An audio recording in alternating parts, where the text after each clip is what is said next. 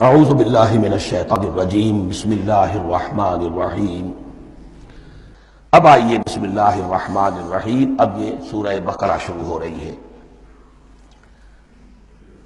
سورۃ البقرہ جو 286 آیات پر مشتمل ہے، تقریباً 2.5 پاروں پر پھیلی ہوئی ہے۔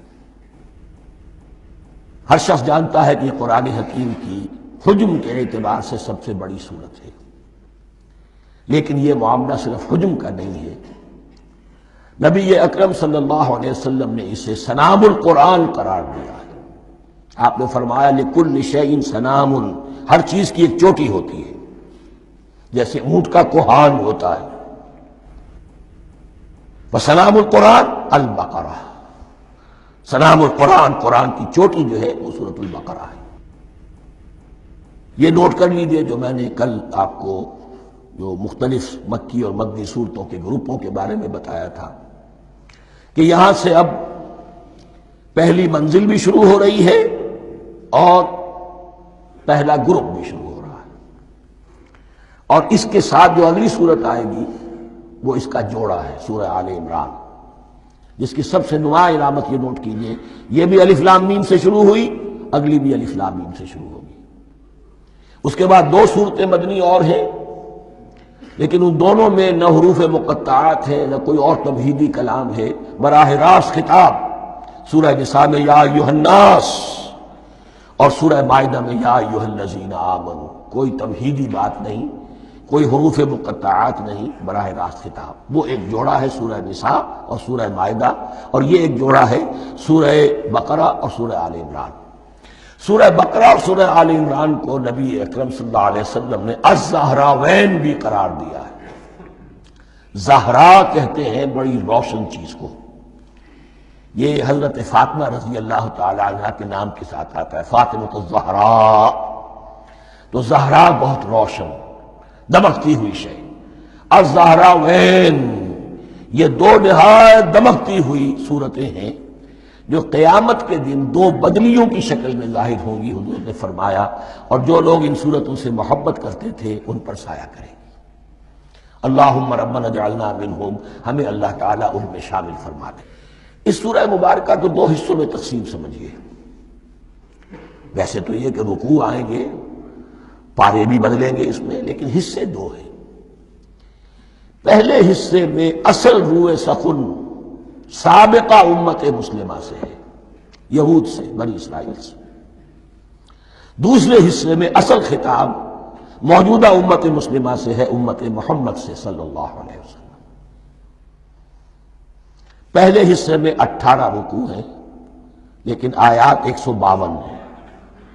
دوسرے حصے میں 22 رکوع ہیں لیکن آیات 134 ہیں۔ گویا کہ اس سے آپ کو توازن نظر آئے گا کہ اگرچہ ادھر رکوع کی تعداد کم ہے 18، لیکن آیات کی تعداد زیادہ ہے 152۔ دوسرے حصے میں رکوعوں کی تعداد زیادہ ہے 22، لیکن آیات کی تعداد 134۔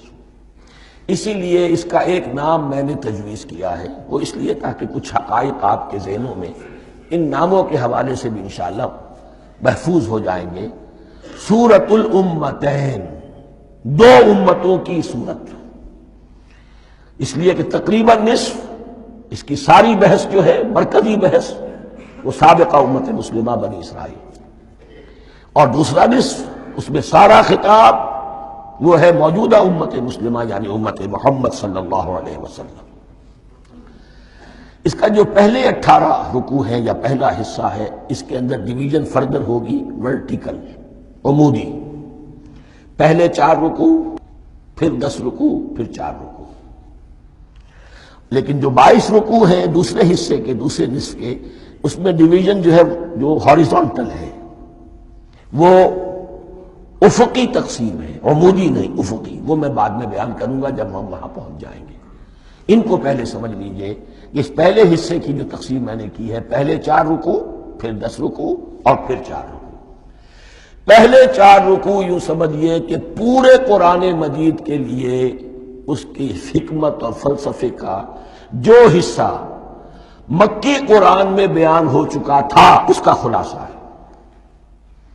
جب یہ صورت نازل ہو رہی ہے تو یہ تو مدینہ میں حضور تشریف لا چکے ہیں، 12-13 سال جو ہے گزر چکے ہیں، اور ان 12-13 سالوں کے دوران 2/3 قرآن نازل ہو چکا ہے۔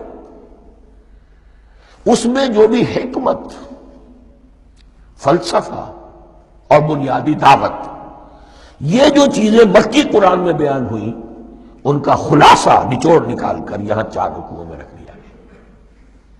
اگرچہ ان میں بھی جب گہرائی میں آپ دیکھیں گے تو روح سخن جو ہے وہ بنی اسرائیل کی طرف ہے، وہ میں بعد میں عرض کروں گا، لیکن اضافی طور پر یہ سمجھ لیجئے کہ پورے مکی قرآن کے حکمت اور پیغام کا خلاصہ ان 4 رکوعوں میں۔ پھر 10 رکوع ہیں جن میں براہ راست خطاب ہے سابقہ امت مسلمہ، یا بنی اسرائیل۔ اس کے بھی 2 حصے ہیں۔ پہلے ایک رکوع میں دعوت ہے، بڑا انداز اس کا بڑا پیارا ہے، اس میں دعوت ہے، ایمان لاؤ محمد پر صلی اللہ علیہ وسلم۔ اور اس کے بعد 9 رکوع ہیں ملامت کے، ملامت، تنقید، تم نے یہ کیا اور یہ کیا اور یہ کیا، ہم نے یہ احسان کیے، یہ احسان کیے، یہ احسان کیے، تم نے یہ ناشکری کی، یہ ناشکری کی، یہ ناشکری کی۔